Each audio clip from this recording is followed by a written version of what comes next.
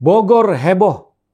Billboard, baliho, dan spanduk-spanduk dengan foto Rizik bermunculan di mana-mana. Ya, Rizik, imam besar FPI yang saat ini masih berstatus bebas bersyarat. Isi baliho itu, kami warga Bogor 2024 1 Komando IB HRS. Ini kemunculan pertama Rizik untuk bermain di pemilu 2024. Lantas, kemana dukungan Rizik? Ke Prabowo atau Anies? Fatwa itu pendapat. Fatwa bisa didebat.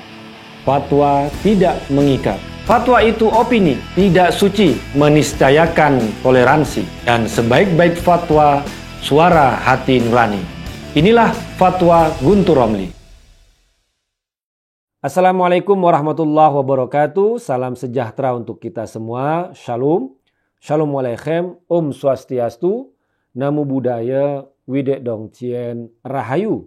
Salam Nusantara. Akhirnya imam besar FPI Rizik Syihab muncul. Tapi munculnya tidak langsung. Dia muncul melalui billboard, baliho, spanduk-spanduk yang ada di daerah Bogor. Jangan sebut Rizik sebagai imam besar umat Islam Indonesia, tapi imam besar bagi FPI saja. Jangan bawa-bawa Islam, jangan bawa-bawa Indonesia untuk Rizik. Dalam pergelaran kontestasi politik, Rizik tidak pernah absen. Mau pemilu, pilpres, hingga pilkada, Rizik aktif memberikan dukungan. Jurusnya cuma satu, jurus politik identitas. Memainkan isu sara, isu suku, agama, ras, dan antar golongan. Lantas kemana dukungan Rizik di 2024? Pastinya tidak mungkin ke Ganjar Pranowo. Kemungkinan besar pastinya ke Prabowo atau Anies. Rizik tidak mungkin dukung Ganjar karena ada faktor PDI Perjuangan di situ. Karena hanya PDI Perjuangan yang konsisten sebagai antitesa Rizik dan golongannya. Ganjar adalah capres dari PDI Perjuangan, maka Rizik tidak mungkin mendukung Ganjar. Rizik bisa jadi melihat Ganjar sebagai ancaman terhadap gerakannya. Karena ketegasan Ganjar terhadap jaringan intoleransi, radikalisme, dan terorisme. Rizik pasti ingin melawan Ganjar dengan mendukung lawan Ganjar. Itu prinsipnya. Terus siapa pilihan Rizik? Prabowo atau Anies? Baik Prabowo dan Anies sama-sama punya kedekatan dengan Rizik. Mereka punya sejarah panjang dalam kolaborasi. Tapi dibanding Anies, Rizik lebih lama berkolaborasi dengan Prabowo. Sejak tahun 2014, Rizik adalah pendukung dan penyokong utama Prabowo. Waktu itu Anies masih di pihak lawan Prabowo dan Rizik. Waktu itu juga Anies masih sempat melontarkan kritik yang tajam pada FPI dengan istilah ekstremisme. Kemudian Prabowo juga diledek oleh Anies sebagai individu, orang yang ambisius yang mencalonkan diri dalam pilpres berkali-kali. Namun pilkada DKI tahun 2016 Anies justru berkolaborasi dengan FPI dan Rizik. Memainkan isu politik identitas, pakai agama dan ras untuk menyerang dan menjatuhkan Ahok.